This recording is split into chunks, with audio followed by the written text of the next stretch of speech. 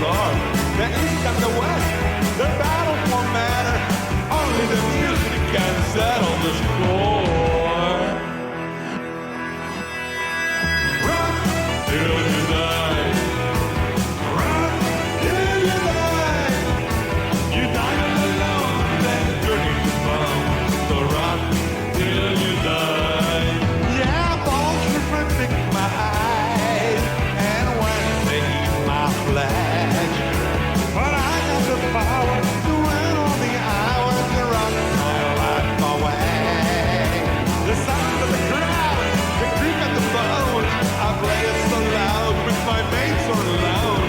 It don't really matter if my world should shatter. I hold it together in honor to stone. Rock till you die. Rock till you die. You die alone, then turning to bone. So rock till you die.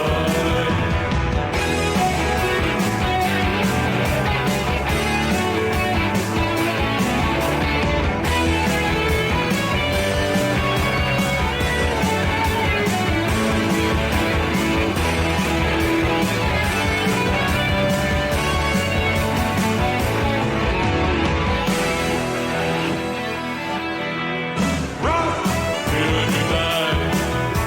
Rock till you die. You die alone, then turning to bone. So rock till you die. Rock till you die. Rock till you die. You die alone, then turn back to bone. So rock till you die. Rock till you die. Rock till you die. You die alone, then turning to bone. So rock till you die. Rock till you die. Rock till you die. Rock till you die.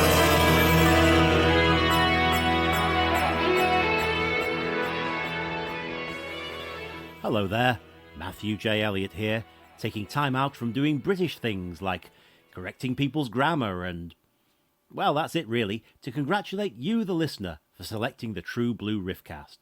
Yes, you could have picked any one of the thousands of Riff Tracks themed podcasts on the web, but your perspicacity led you to seek out the #1 Riff Tracks podcast, and for that, you shall be commended. Now, I'm going to turn you over to your hosts, Dave and Jeremy, and I shall board a flight back to England without even so much as the boxed lunch I'd been promised. Thank you, Matthew J. Elliott. This is indeed the True Blue Riffcast, the #1 Riff Tracks podcast in the world. I am Jeremy, and I am joined, as always, by... What's up, everyone? I'm Dave. Happy season premiere, or whatever. Happy season premiere, season 4. Season 4. Yeah, season 4 of the True Blue Riffcast. That's correct. That means we started 2022. Man, we've been doing this for quite a while. Yeah, and we up still on, have... what, 3 years? This is our 4th season. We started the first season halfway through the year, so yeah, about somewhere around there. Yeah, coming up on it, because like 6 months from now is like at our age, 6 months from now is like next That's week. no time. Yeah, that's no time. Like it's kind of like how the other day Yeah. could be last week, or Yeah. it could be 11 years ago. Right. It's all meaningless at this point. Yeah. Specific time length is all meaningless at this point. Today we've got a couple doozies to talk about. Oh yeah, we've got the newest release from Riff Tracks, the Fugitive Rage from Fred Olen Ray. Our good friend Fred Olen Ray. I don't know about our friend, but we've got a number of films on Riff Tracks from him over the last year at least. And then we're also going to finally be talking about Jack the Giant Killer. Yes. And that is going to happen. We've got some interesting things to talk about with that one. And that might be all we talk about today. We were originally going to talk about Josh says lies. He doesn't believe that we're going to talk about it. Okay. Well, wait till we do. You'll have to. It'll be a believe it when you hear it type of thing. But we will get there today. The thing we will probably not be talking about today. We might still, depending on time and the fact that the animal shelter is actually closed today because it's Martin Luther King Day. So I'm not going to be doing the other thing that I was going to be doing now. Oh wait, did you just barely find this out since we talked about it 10 minutes ago? I just got a text message from the person from the rescue saying that the place is actually closed today. So I can't really say care of the dogs. Yes. I'm sure they do, Dave. I can't say out loud what I'm doing because my kids are home today. Should I say it? Okay, Jeremy's getting a dog for his kids, guys. Yeah, we're getting a new one, another.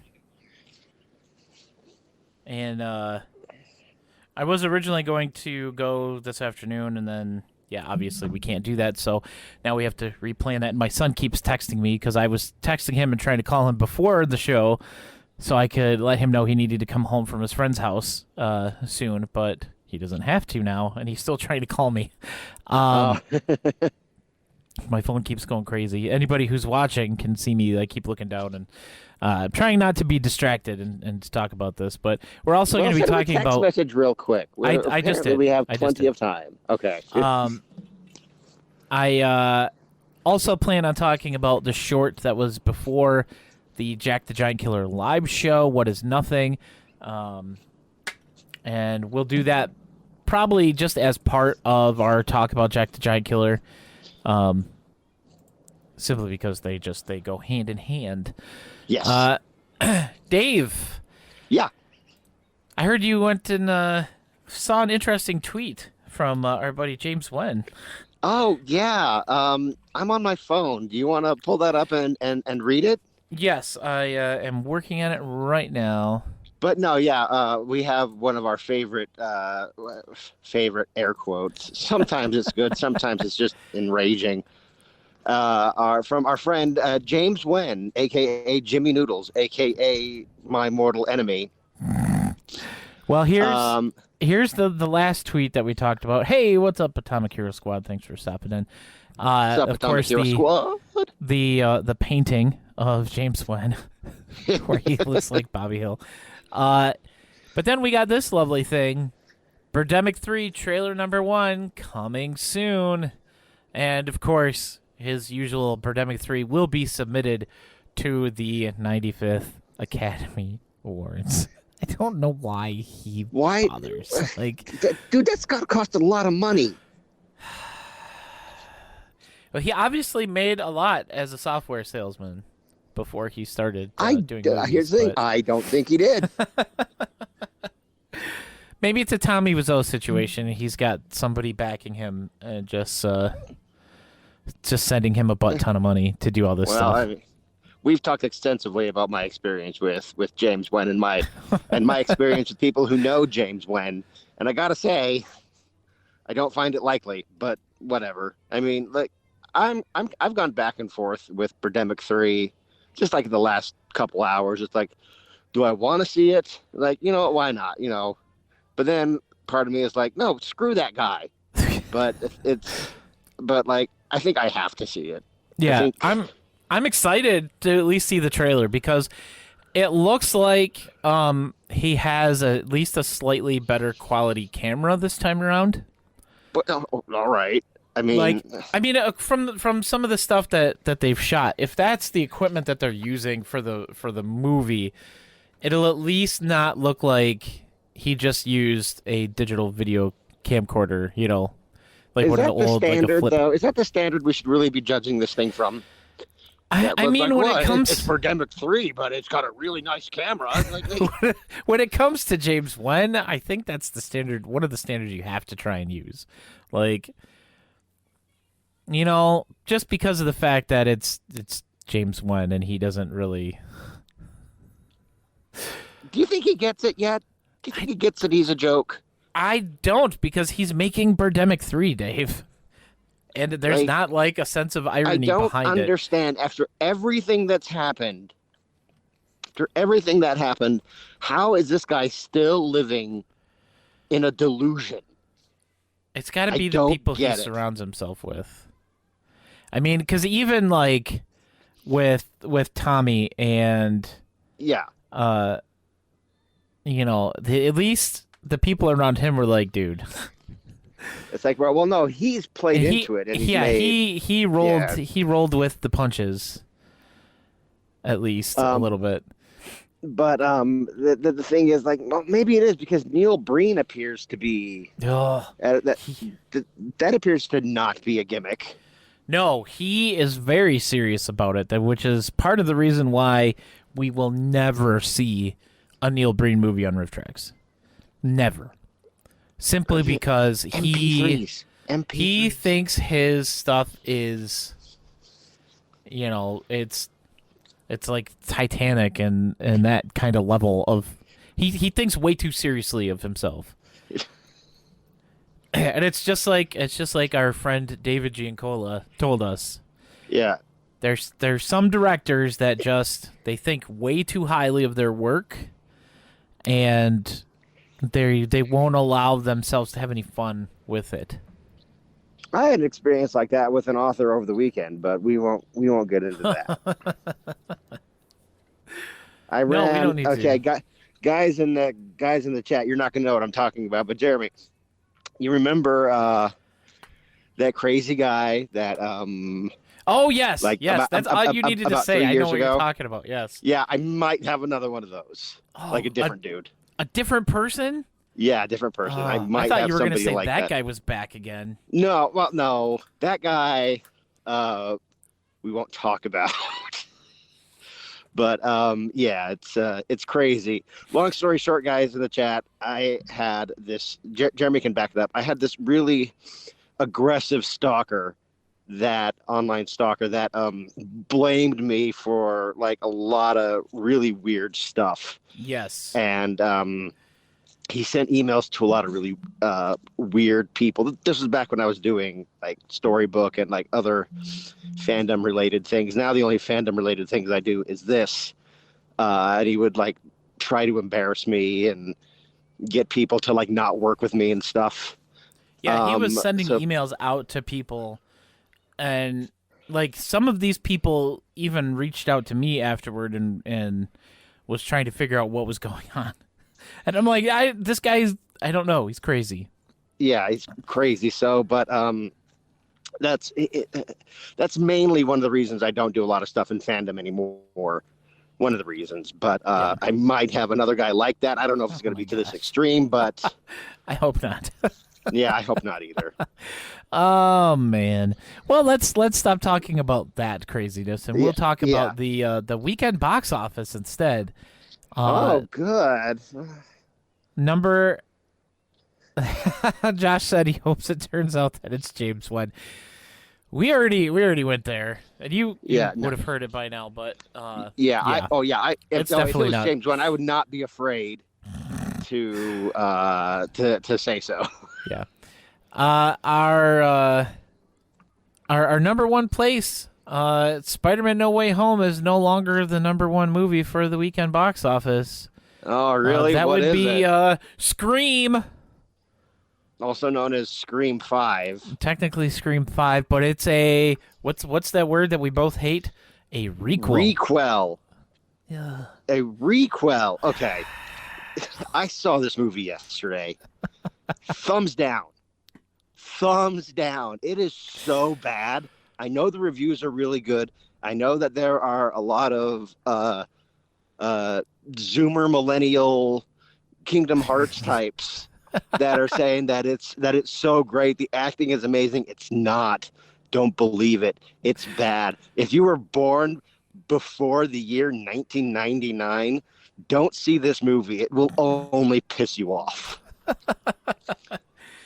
Yeah, I was gonna wait until after it came out on whatever streaming service it's gonna land on in like Don't bother. 4 months. I might. We'll see. If I don't really have time to sit and watch stuff that that's not riff tracks or stuff that I don't think I'm going to get a kick out of anymore. I just don't have that free time anymore. So I I probably won't. Number 2 is Spider-Man No Way Home, which is had been making an incredible amount of money, especially during the pandemic. Sing 2 is in 3rd place, The 355 in 4th, followed up by The King's Man in 5th. Are the movies supposed to get better this year? I hope so. I mean, Like, give me a reason to go to give me a reason to, I mean, like, I've been going to the movie theater a lot more than I have in the last couple of years for obvious reasons. yeah. But I think there's really only one movie that gave me a real reason to go see it. I saw Spider-Man No Way Home twice, but the rest of them I was like, I could have waited for this. Yeah. So it feels like they're just like getting rid of like all the trash. And I saw this. Dude, there are some movies that I saw in the previews, and I'm just like, oh God, why is that a movie? There's this movie with Jennifer Lopez and Owen Wilson called "Marry Me." Yeah, I saw like a poster for that. Yeah, it looks really bad. And then there's one with I think Sandra Bullock, Harry Potter, and the City of Gold or whatever. yeah, that one. And I watched the trailer for Big that. Up Muscle Man. What's his name? That's not John Cena. Channing Tatum. Yeah, Channing Tatum. Yeah, Magic Mike. Yeah. Yeah, that So, one but, looks. She's like a romance novelist, and Yeah, and he's a cover artist, and Harry Potter is this eccentric billionaire man. yeah. And yeah, It reminded me. It made me think a lot of like Romancing the Stone, or Jewel of the Nile, because it Yeah. was a romance novelist and went on an adventure. Yeah. Yeah. I mean, Josh in the chat says Doctor Strange will probably be fun. yeah. That's gonna be a I'm lot. excited about that because it's supposed to be leaning more towards like horror side of stuff, and it's directed by Sam Raimi. And I heard the X-Men were supposed to be in it, but then we all know what happened with the X-Men the last time. yeah, there's all kinds of rumors now that we have like the multiverse and variants of people are popping up, and the big rumor now is that John Krasinski is going to be playing a variant version of Reed Richards in the movie, which, whatever. I mean, if it happens, that's one of those things. Like that's not going to happen. Like these aren't. Like, even, you don't think they're gonna? Yeah. They're not You know what kind founded. of bugs me about? Yeah. You know what like kind the of bugs me Spider-Man rumors. about Marvel recently is that none of these movies can be like self-contained anymore. They always have to like. I think since like this new phase, they all can't have like their own casts and their own like contained stories. Like someone else from some other movie always has to like come into it and like explain what's going on and how it fits in to like, well, where were you when Thanos was attacking? Well, good question. Here, let me explain it, and it won't be satisfying at all. Yeah, there's definitely been some of that. I don't know. I think this one could be a lot of fun. That's all I'm expecting it to be. I'm not expecting it to be. I'm totally looking forward to Doctor like Strange. That's gonna be anywhere pretty good. near as good as Spider-Man, but I don't think love anything Sam Raimi can stuff. really So be. Yeah. I'm really excited. I'm curious to see where the Bruce Campbell cameo is going to be in this one. I still hope that the script page that he posted for April Fool's Day ended up being a double fake out, because it was a really well written script page. What was it? Did Evil Dead show up? Whatever that guy's name is, Ash. Yes. Oh. It was Doctor Strange. One of the universes he ends up in, he's in the woods in front of the cabin, and Ash is there, and he's looking for this book. And of course, there's the Necronomicon in the Evil Dead movies, and even though he's looking for the Darkhold or whatever in this one, I don't know. It's that would be a really great cameo. I don't think that's going to happen, but it could be like a double fake out. That's my hope anyway. But Yeah. I don't get my hopes up with anything anymore when in regards to movies, because that way I'm not disappointed when it doesn't happen. Like I learned my lesson with WandaVision and Yeah, I think we all did. wild theorizing. I don't do that anymore, and if I do, it's just to be an idiot. No, but it wasn't a wild theory. It was Quicksilver showed up. Yeah, it was just a boner joke, though. Like, Yeah, it was really infuriating. It's like I'm not amused.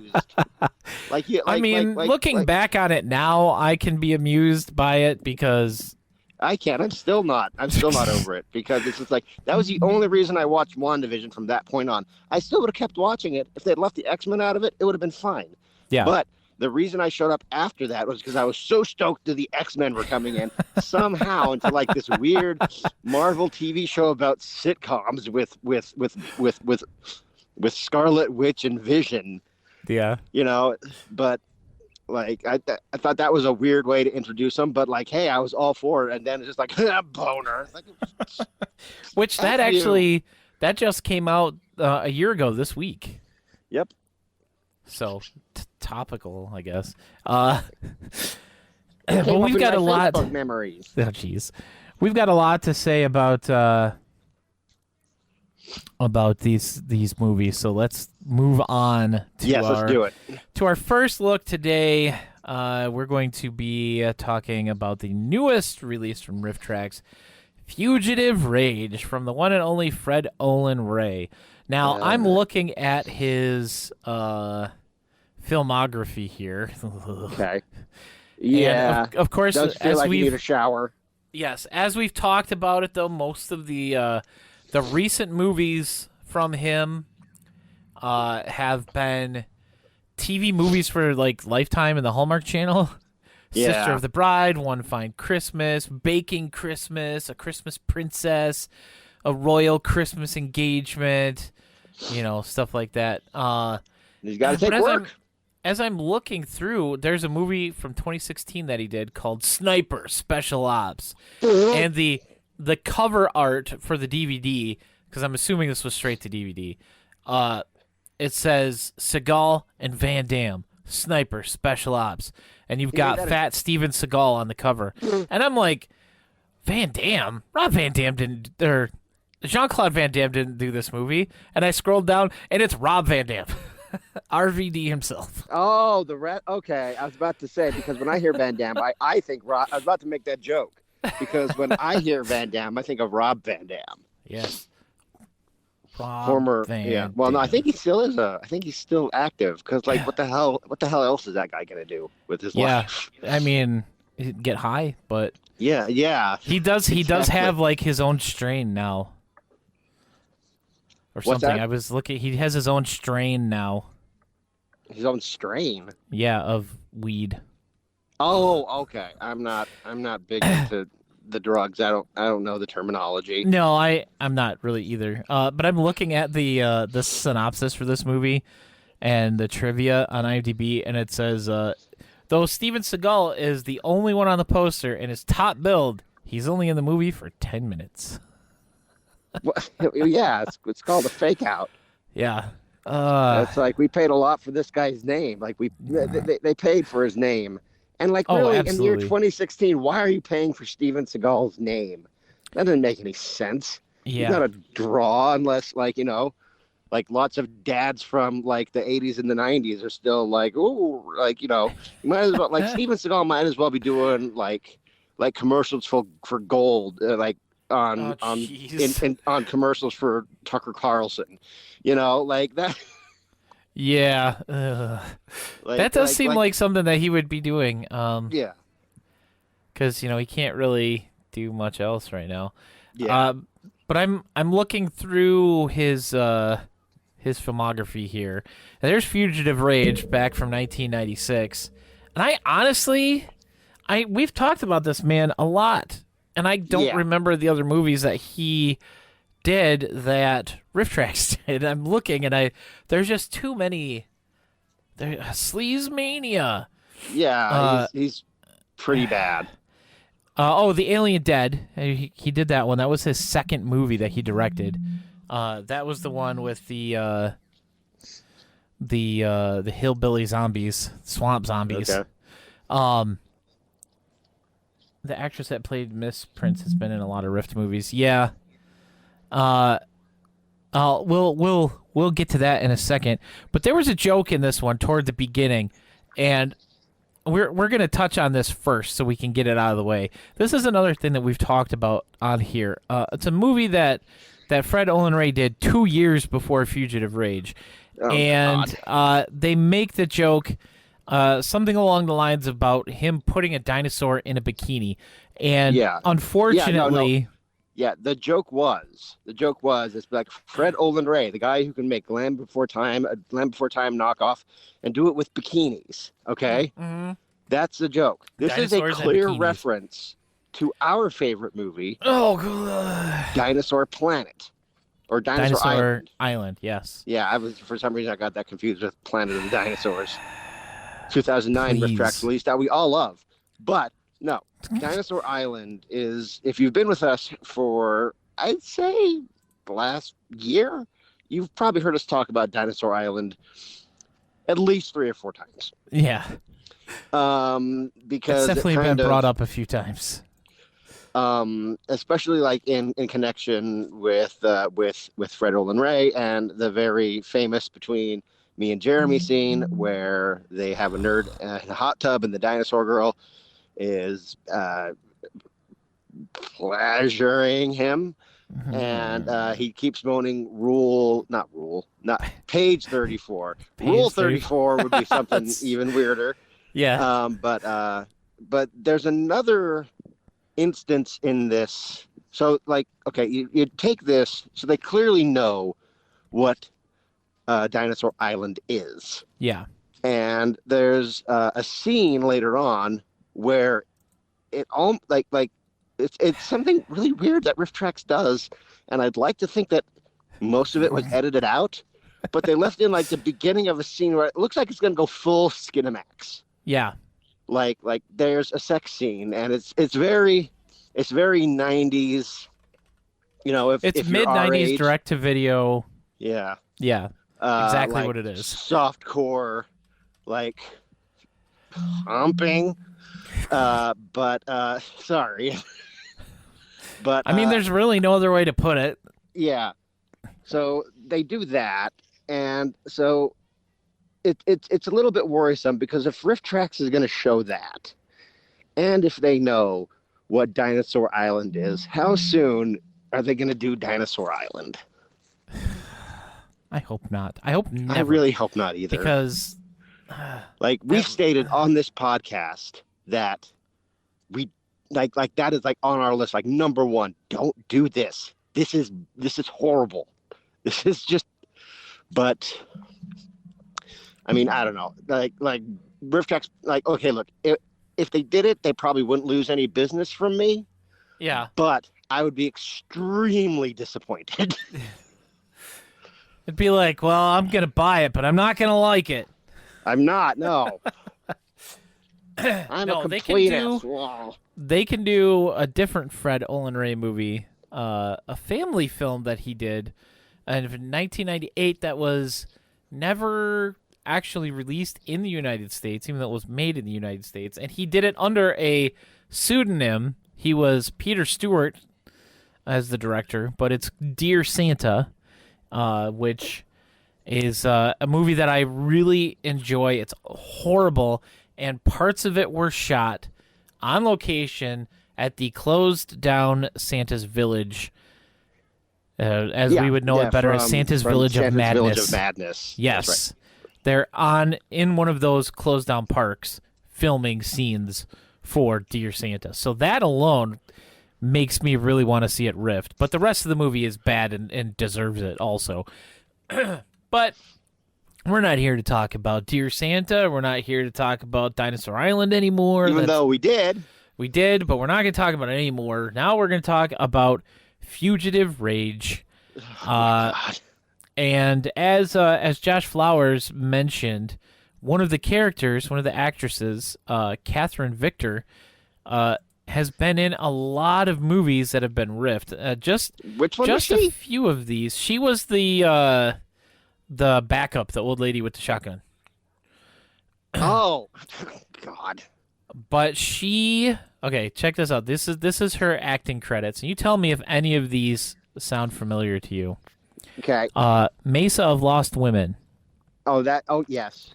Wait, really? Invasion of the Animal People. Wait, she was in Invasion of the Animal People? The Wild World of Batwoman. Frankenstein Island. Wait, who is she in Frankenstein Island? I wonder who she was in all these things. She is Sheila Frankenstein von Helsing. What?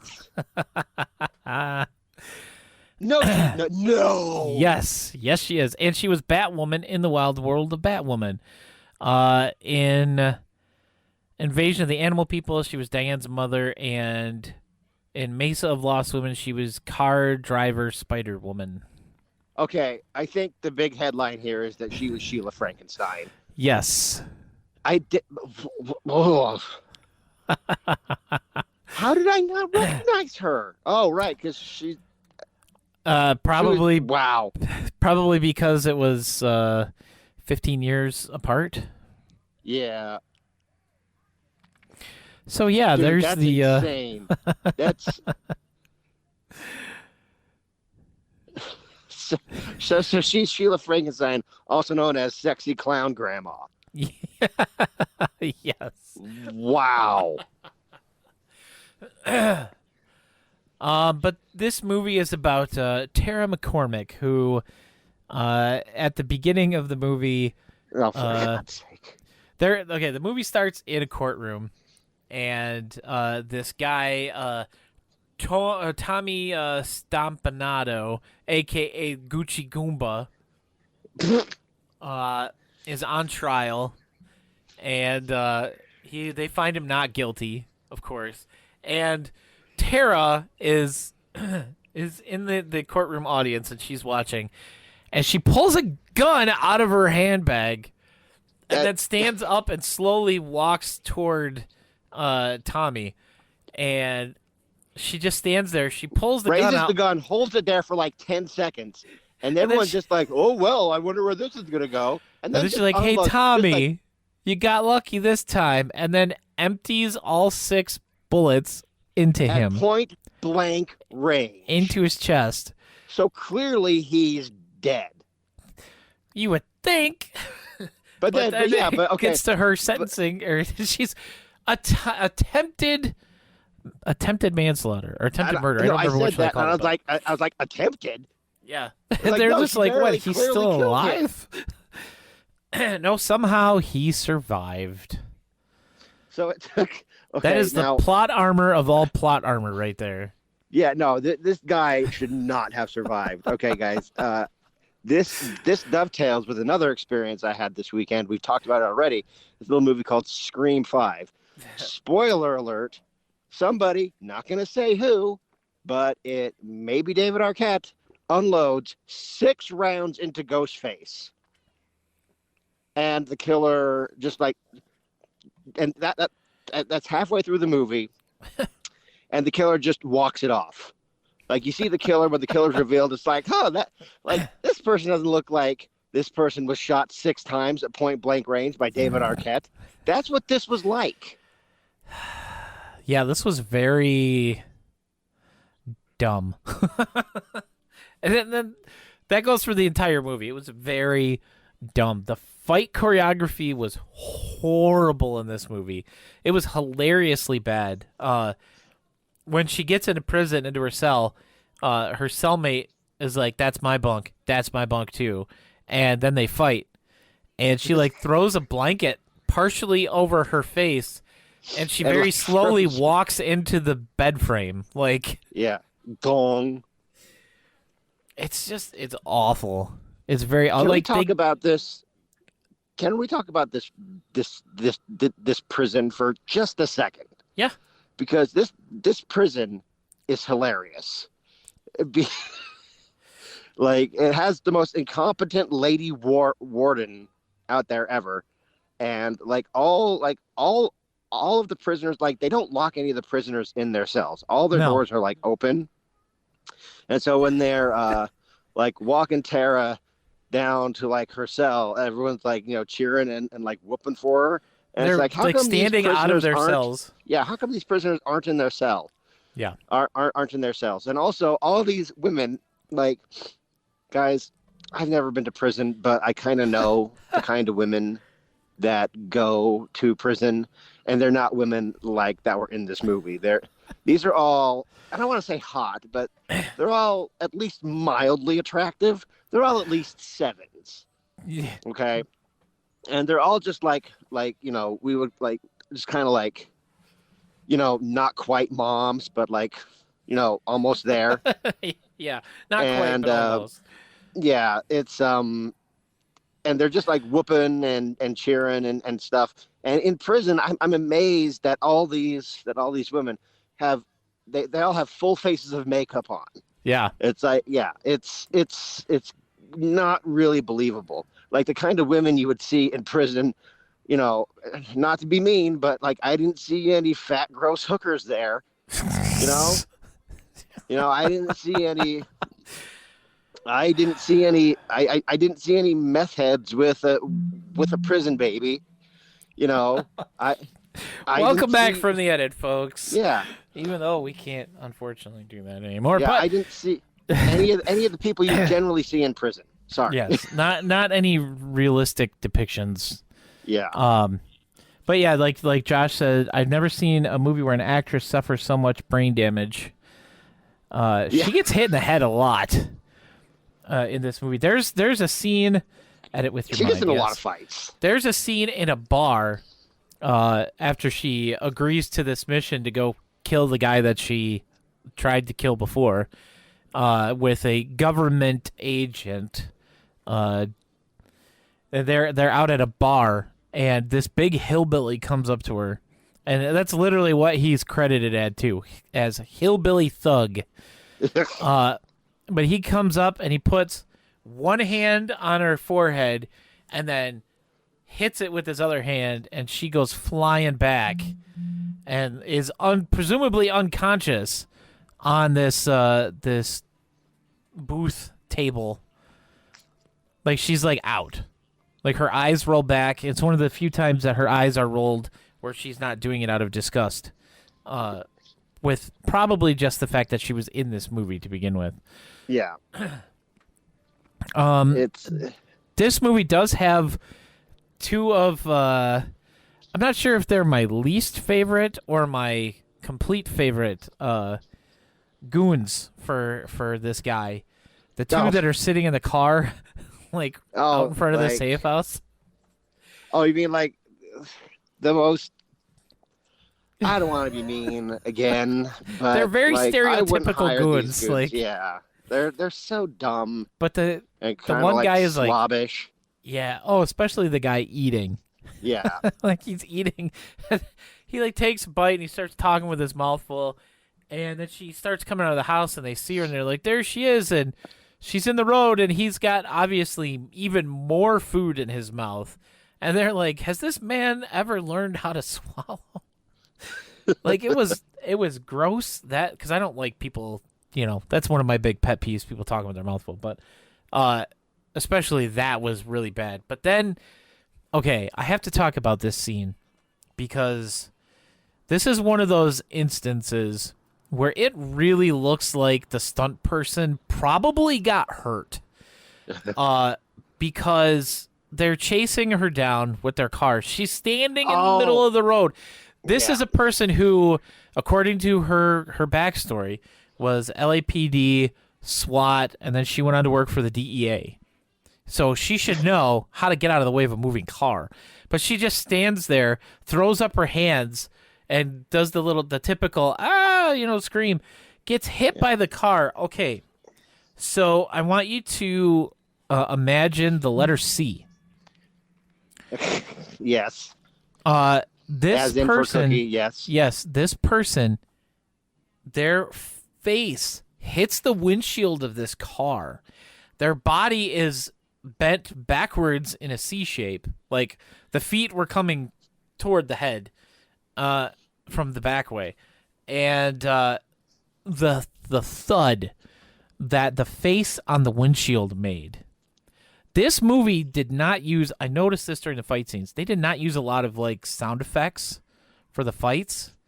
It just sounded like actual people hitting people, like when they were using the gloves to show what she's got. You can kick? Yeah. The thud that it made, I winced because that was the sound of a head hitting a windshield.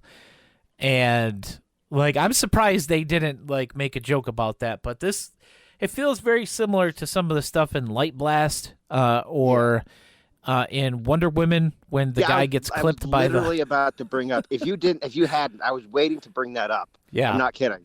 Like in Wonder Woman, the 2015 release, believe it or not, Wonder Woman was released 7 years ago at this time. Feel good about that. But there's I think someone gets hit with a car. They're filming the chasing in Manila. Yeah. And someone gets hit with a car, and it doesn't look like it was staged. It looks like someone actually got hit. Yeah. And they do mention that. Yeah, it looks like someone actually got hit, and they left it in the movie. And famously, a lot of the stunt people in Light Blast actually got hurt doing the stunts because they weren't actually being that safe about it. But yeah, that particular shot, it was not great. No. There's this greasy guy, and he goes to the prison. James O'Keefe. Yes, O'Keefe. And he's like, yeah, I don't remember what the big plan was. They're going to go get her out of prison, and they're going to go on some secret mission. And the guy from before, Goomba McGoomberson, he arranges the kidnapping of her roommate that she's bonded with, because that's what they were. They weren't cellmates; they were roommates. Yeah, it's like this prison is more comically docile than the one in Shawshank Redemption. Minus the rapes. Yeah, but still, yeah. Yeah, they do make a joke about that too, saying that security's been tightened down since the escape of Andrea Dufresne. Yeah, so they go and they kidnap her cellmate, and when they're doing so, like the head, I don't want to call him a goon, but or a sidekick or the henchman, like the head henchman, like the number one henchman of Gucci Goomba. I don't remember his name. He doesn't need one. But he is in the prison. So he gets the warden to come in and get her out, but then he electrocutes the warden and kills her. They shoot her. Yeah. When they're going in to get the roommate, he shoots the warden, and then the only two prison guards that. So the prison guards helped him go in there. So, the warden had to have been in on it.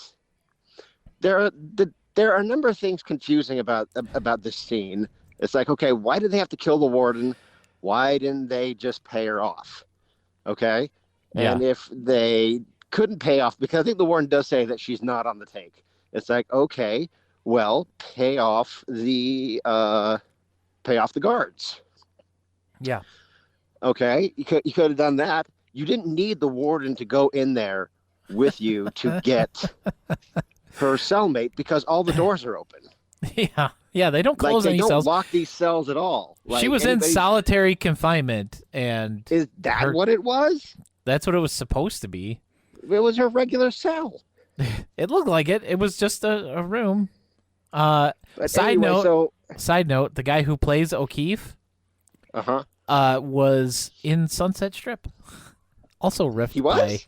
Yeah, he was a guy named Jerry. Oh, well, I don't remember very much about Sunset Strip except for the highly muscled butts. Highly muscled butts. That's right. But no, it's just that scene didn't make any sense. They didn't have to kill the warden. All they had to do was pay off those. Most of this movie didn't make any sense. Those horrible actresses pretending to be guards. Let's talk about their deaths for just a second. Like he shoots them, and so now he's got like 3 bodies that are just like they're just not going to be taken care of. They're just going to sit there and rot on the prison floor until somebody comes. Yeah, until somebody notices. When will that be? Because those are the only 2 guards. Yeah, but it's just like those ladies are the worst actresses. Where did they get those actresses? It's like, oh no, I've been shot. Well, and they both start dying at the same time. Yeah. Even though he clearly shoots one a couple times and then the other. But they both start dying at the same time. And all of the deaths in this movie are very bad. They're like the kind of deaths you would do when you're kids and you're playing around. You're like, bang, I got you. And you're like, and you fall down and act dead and kind of flop around a little bit. It's Birdemic level death acting. It is. One of the women that gets murdered in this movie, after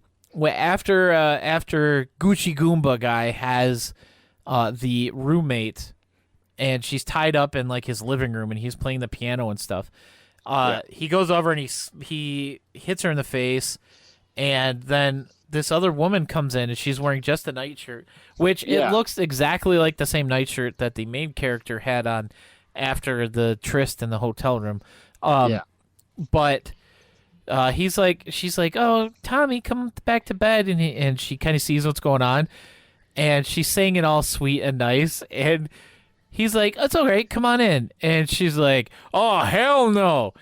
And his like number 1 enforcer guy just pulls out his gun and shoots her in the head. It just murders her. Yeah. And she falls down. I don't know why that had to happen. And after she hits the floor, she arches her back up off the floor and then flops back down again. like no, you would have been dead instantly, lady.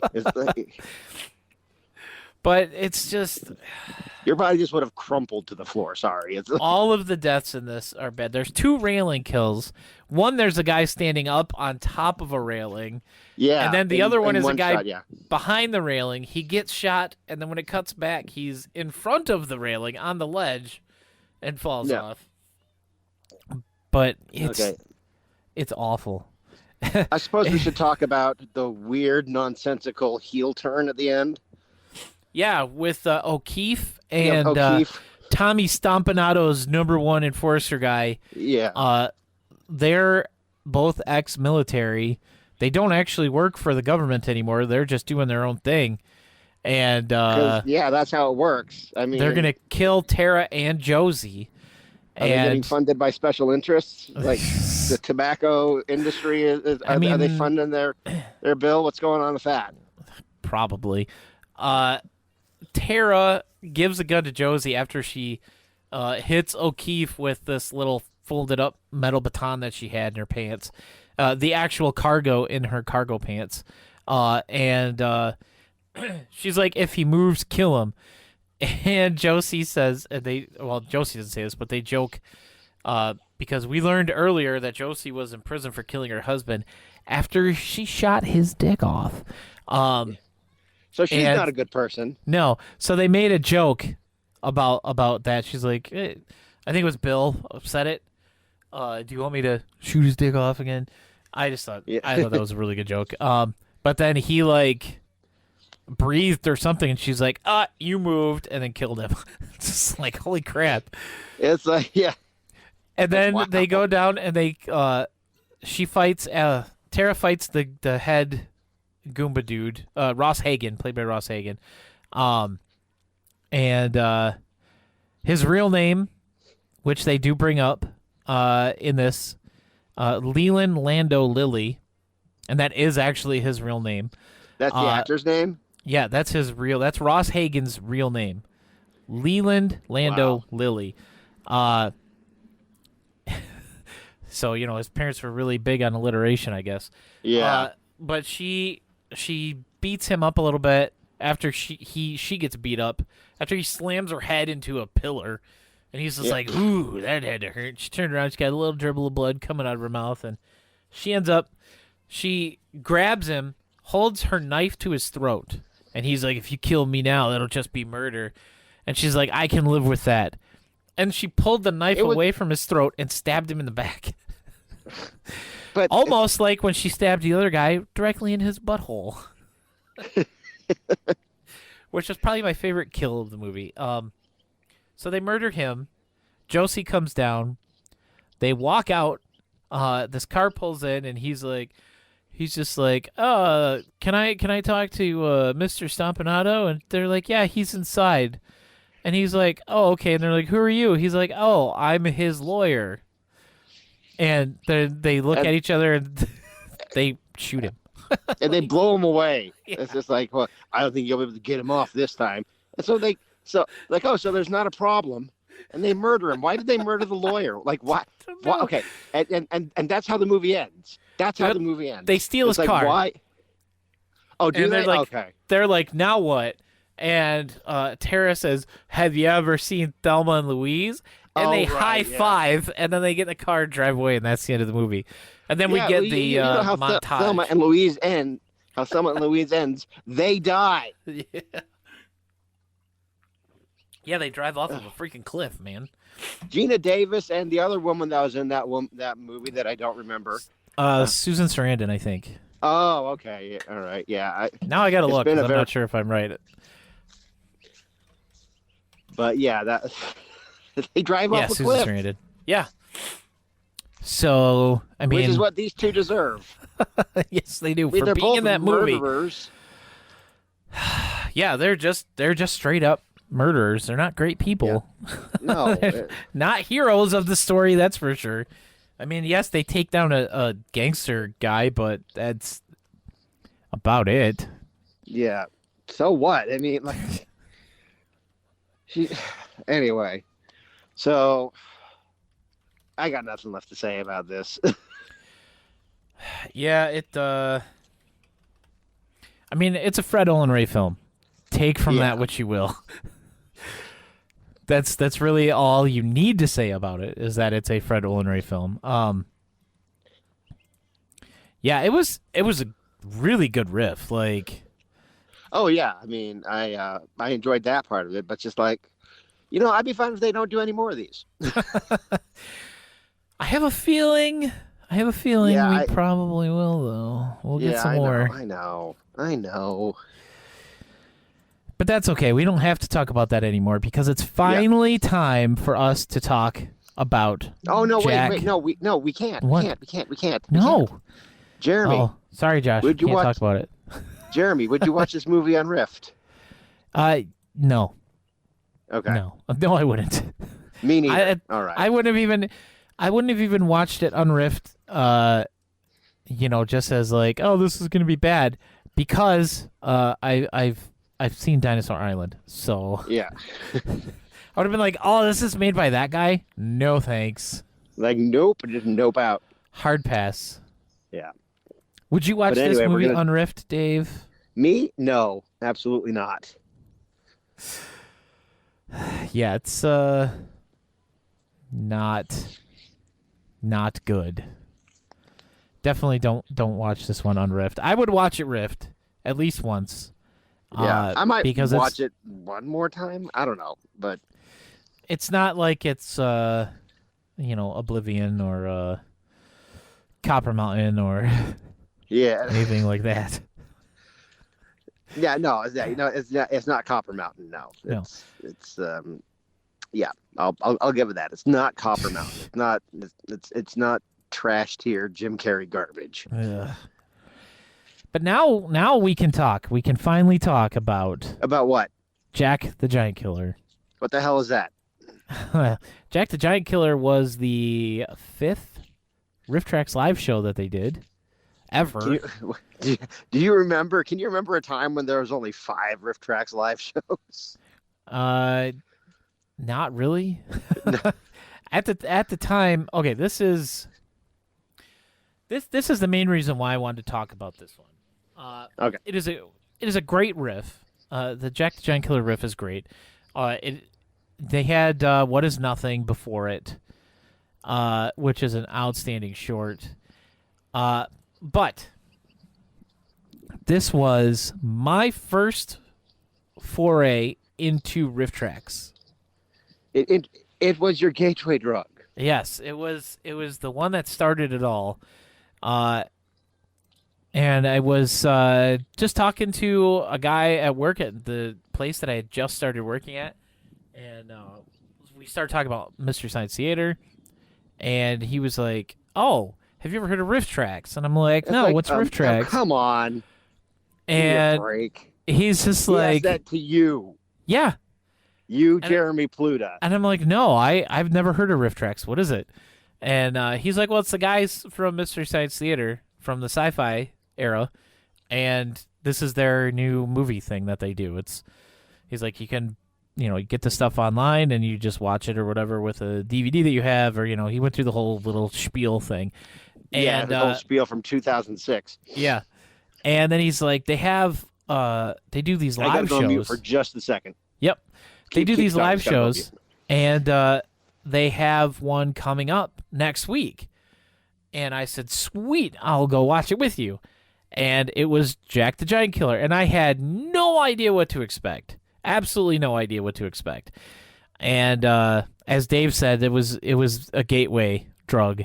It literally changed my life over these past almost 11 years now. Or, I mean, has it been 11 years? I don't know, because they're on year 16, I think, this year. Yes, it's been 11 years. It was 2011. So 11 years.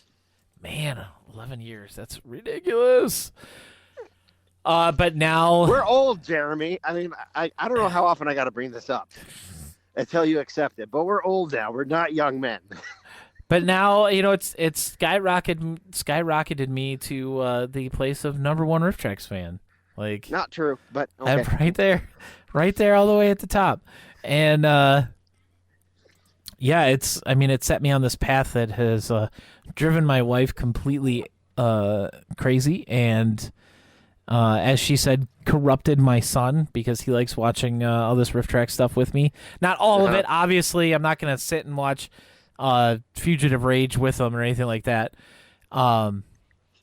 Just because, there's a lot of inappropriate things in there. Yeah, he's not ready for perfectly rounded fake boobies. But yeah, so this and as we said before, like, this was a perfect show for me to jump into Riff Tracks on, because it was such a great show. And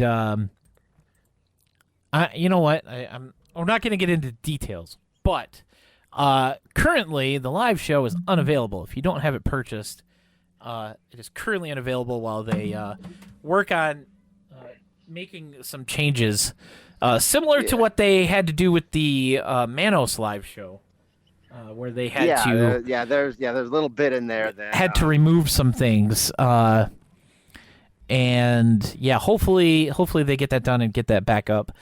There is a studio version of the riff of Jack the Giant Killer, and it's all the same stuff, but it's, you don't get that same energy behind it that you do when you watch a live show.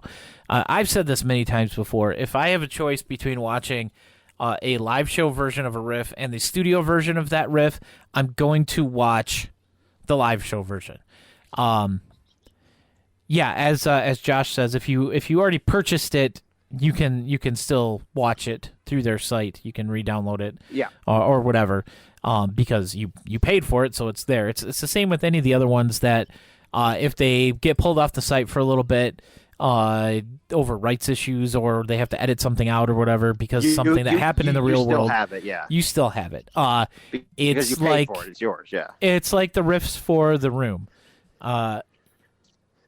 You should still have access to the original version of the Just the Jokes riff if you paid not for the it. 2016. Yeah. But now you can it's not only available. buy the live The show 2016, script version. Yeah. Which I prefer that one, mostly because it doesn't have all of the screaming from Disembodio in it. But yeah, Jack the Giant Killer, when that aired live, it was preceded by the short What Is Nothing, which is a very trippy short It's these two kids trying to figure out what nothing is. And if you've never seen it, you need to spend the $1 and pay for it. They have just the short available. Just watch it. I mean, they talk about nothing is what a blind person sees or what a deaf person hears, and nothing is what's left after you eat all the cookies, and Nothing is what's left after you die. yes. And that really kicked off my interest in shorts too. Like, I went to the website as soon as I got home because they had the code that you could put in to get the 10% off or whatever. I think there was I don't know if it was that one that they had a free short with. Like with any purchase, they were giving away whatever the seller's short. I think it might have been that one, but I don't remember. All I know is right after that, I went and I got County Fair, Paper and I, At Your Fingertips, Grasses. This is Hormel came out not too long ago, or not too long after that, and it just set my feet on the path to now hosting the number one Riff Tracks podcast in the world. Yes. And Jack the Giant Killer, it still gets referenced all the time in other riffs. This is one of those ones, like they will constantly make reference to Birdemic, like they did in Fugitive Rage, that her collapsible metal rod is still a better actor than Rod from Birdemic. They bring up obviously Twilight riffs all the time. These guys were on the same Ghost team, House. Team Jacob. They just don't like that vampire kid. They're constantly bringing up Ghost House stuff, and they're constantly bringing up Jack the Giant Killer stuff. Mostly whenever a character shouts somebody's name over and over and over and over again.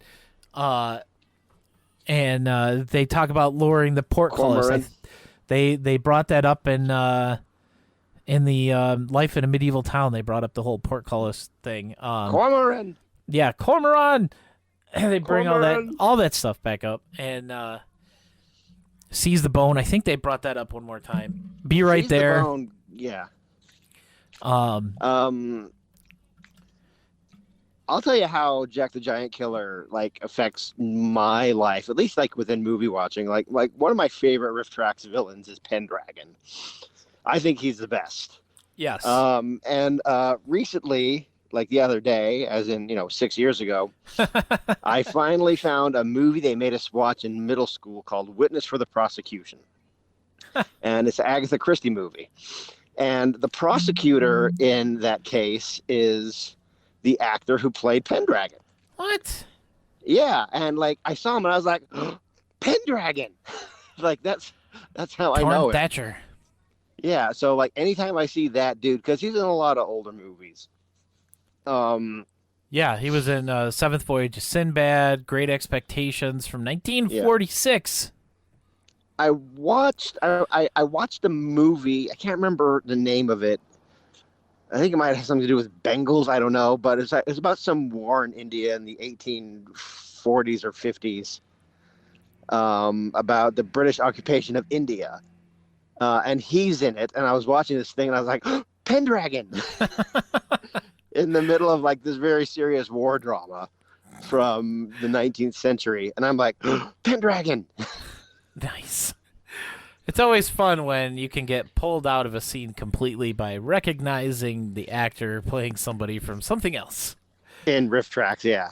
You must have been talking about Bengal Brigade from 1954. Yes, that's it. That's the one.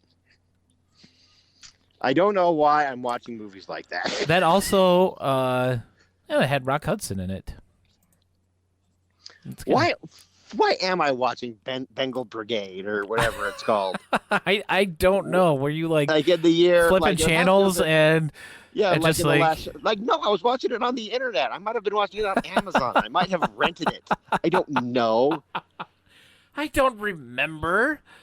Don't remember, but it was definitely in the past 10 years. I don't know why anybody my age would be watching that, but I did, and I recognized Pendragon. Jeez. But yeah, Jack the Giant Killer centers around Jack, of course,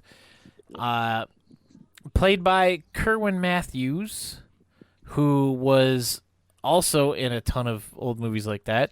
He was in the Three Worlds of Gulliver. He was Gulliver. He was Sinbad in the Seventh Voyage of Sinbad, which we just mentioned because it has Pendragon in it. He was in some movie called The Boy Who Cried Werewolf. That sounds interesting. He, of course, was in Octoman. Yeah. He was? Yep. Wait, Jack from Jack the Giant Killer was in Octoman. Yes, he was Dr. Rick Torres. Wow. Okay, cool. And he was also in a movie that I have that nobody that I've ever talked to has ever heard of, called The Killer Likes Candy. I've never heard of it. I own this on DVD. It's about a... Of course you do. It's about this assassin who has to kill the king of Kafiristan. He's an ex-Nazi. He's an ex-Nazi assassin, and his weakness is his sweet tooth. He loves candy so much, and he always leaves candy wrappers at the scene of every crime. And that sounds like very sloppy criminal murdering. So Kerwin Matthews has to hunt him down and stop him. And it's got some wonderfully cheesy fight choreography. It's got this super jazzy soundtrack. Like, it's very much a movie from the late 60s in that aspect. But that's kind of interesting. I forgot he was the main character in that. As one is wont to, apparently. Yeah. Where was I? I don't think anybody from this brain movie just is stopped. still alive. I think everybody in this movie is dead. Ooh, that's a fun game. Like, I think probably the only one who could possibly still be alive is the kid, or maybe the monkey. But what was the kid's name? Do we remember? I don't know. Boy. Child actor and bit player Monty O'Grady. Yeah. It's, okay. See, there you go. That's got to be him. He died in the year 2000 at 84. Oh wow. Wait. So I don't think that was him. No, I was about to say that math does not add up. I don't. Peter? Was Peter the kid? Maybe. Because that guy's still alive. Is he? What year was he born? He was born in 1949. So that's still not probably. No. Because this movie came out in 62. Yeah. I don't know. Anyway, that guy's still alive. Okay, so I was wrong. Like, this is not one of those things where everyone in it is. I'm pretty sure everybody in Reefer Madness is dead. Yeah. I should get points for that. I mean, all of the main characters in this movie are dead. Oh yeah. I mean, yeah, the kid guy's still alive, 1949. And let's see. I don't know. Apparently, the very last memo that Walt Disney wrote was in reference to the guy who played the kid, Roger Mobley, who was in a lot of Disney serials, apparently. Oh. Very interesting. Yeah, he was in The Kid Who Knew Too Much. He was a police officer in 1980. Oh. The Kid Who Knew Too Much. Dragnet. You want to hear a funny story about Dragnet? I mean, you said it, so now you got to hear it. This funny thing I know about Dragnet is that the reason all the you know how they would go like arrest a bunch of hippies, but they'd all have like short hair and stuff, is that the studio wouldn't hire actual hippies. They not to sound like some kind of like sleazy political thing today, at the risk of sounding that way, they would just go and they would hire a bunch of feds to come in and play these ruffian drug hippie types. And hello there, fellow children. Yes. Nice. Oh man, this is well worth your watch, guys. Like, okay, 1962 fantasy adventure movie. I mean, it's not. It's got some decent stop motion. Yeah, it's not the worst movie you're gonna watch, especially from Riff Tracks. Yeah, this is back in the day when Riff Tracks time, riffed good movies as well. They don't really do that anymore. I kind of miss that. They haven't recently, anyway. That's for sure. Yeah, all the movies they've been riffing have been trash lately. Yeah. But this is one that's not like an awful movie. It just lends itself well to the riffing. Yeah. I mean, you can make jokes about stuff and not just be mocking, something bad about it, like the people, or their acting or whatever. As proof of this, because it's not a terrible movie. This would be a fun one to watch on its own with your kids. And I have seen this one on its own before and since. So it's like the seventh voyage of Sinbad. I enjoyed that movie for what it was. I mean, it's not great, but it's not horrible. It's just a fun, entertaining popcorn flick. And this is actually a decent popcorn flick. So at least it's got that going for it. Yeah. And it's very. This is one of their things. They say that they always try and make at least their live shows more friendly towards families. Obviously, Hobgoblins was hard for them to do that with. Yeah. Because the overall theme of that movie is just skis. It's. But this is the perfect example of that. Like between this and Santa Claus Conquers the Martians and Plan 9 from Outer Space, it's all stuff that you can watch. They hear as a family. As a family. As a family, and not just with your one of those. I don't got to worry about it. But yeah, no. This is for me. This is cornerstone Riff Tracks. Yeah, and this is So, I mean, for me personally, it is. But also, just if you look at it from an objective perspective, this is one of the ones this is very essential watching. Oh yeah, for Riff Tracks. I agree. Yeah. Now the podcast has come to a full stop. These are the type of things that we used to we would edit out, cut out. But now it's like, I'm waiting for you to say something. I've run out of stuff to say. What about you? Yeah, I don't think I have really much more to say about this movie, about the riff of it. And let's see, what time is that? Oh yeah, 1:15. This is I think this has been a pretty successful start to the new season. Do you want to talk about Book of Boba Fett? Or you want to wait? We can wait on that. Thing and push it. Push it. That'll be our new thing to push out of here. Yeah, we're gonna push it. Yeah, we're gonna say, well, it's like, we were gonna talk about Book of Boba Fett. Sorry, Josh. I know you watched all 3 episodes to catch up, so you'd be up to speed when we talk about it. But he did. Yes, he did. That's what he told me. Joke's on him. He should have known better. He of all people should have known better. Next week we do have, or at least I have a plan, and I kind of mentioned this today, literally minutes before we went live. Because he said something that I didn't remember, from an obscure riff from 8 years ago. Yeah, and I kind of want to talk about this because these were outstanding. It's an outstanding collection. But they did for April Fool's Day was the first set. In 2014. In 2014, they called it Total Riff Off. And if you haven't seen any of these, this was National Geographic. They did 3 different episodes of National Geographic shows. I gotta bring it up real quick here. But they did. I think the first one was one of the animals behaving badly or something. Let's see, Total Riff Off.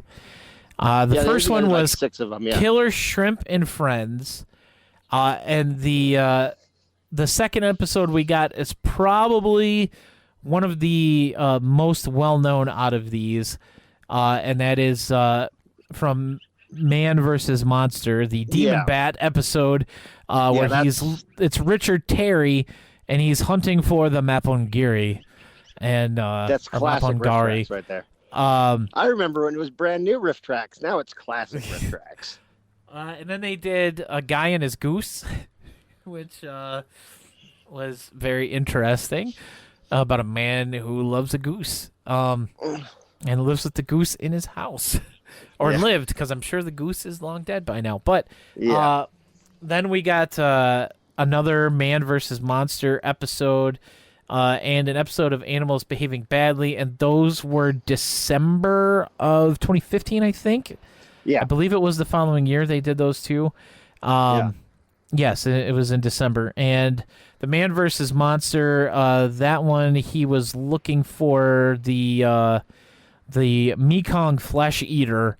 That was the one where we got thick brown soup from when he jumped in the river, or was going to jump in the river. And then Animals Behaving Badly was very interesting, and it has some very disturbing things in it. Not unlike the tale from This Is Horrible. And then they did one final episode. It was another Man versus Monster. It was Richard Terry off hunting for the Brazilian Bigfoot. And it was a sloth. Spoiler alert, it was a sloth. So yeah, we'll talk about those next episode next week, and I'm excited for this because it's been a long time since I've watched the Total Riff Off episodes, and I know I absolutely loved them. Aside from, as Josh posted, the elephant birth scene, and the scene with the rat eating its babies. See, I don't remember any of this, so I'm gonna have to watch it. Yeah. We definitely have to watch them again. So that's your homework, guys. Watch these 6 Total Riff Off episodes. If you have friends, they are all available, it looks like, to Friends members. Yes, Friends for that one. Yeah, all of them are available to Friends members. So if you have that and you don't own these, you can watch them all on there. Or you can just go purchase them for like $5 a piece, I think it is. $4.99, and check them out. They are well worth your time, and we'll have plenty to discuss when we get talking about these next week. And then, of course, if there's a new riff on Friday, we'll probably be talking about that as well. But I think that's going to wrap things up for today. If you enjoy the podcast, you can support us by either subscribing right here on Twitch, or you can head to patreon.com/TrueBlueRiffcast, and you can become a patron over there. And you can follow the podcast on Twitter at TBRiffcast. And if you want to follow me and my idiocy, you can find me on Twitter at PBandAwesome. And I'm Dave. You can check me out at davechadwick.info, where you can get all my books, Monkey and Novel, plus all the rest. And you can check me out on Twitter at DChadwickAuthor. And that's going to wrap things up for us today. Make sure you come back next week. It looks like it'll be next Monday. It'll either be Monday or Tuesday next week. I'll post it on the Patreon and on the Twitter as soon as I get my schedule. But I think it's one of those 2 days that we will be back, and we'll see you guys then. All right, see you. Rock till you die.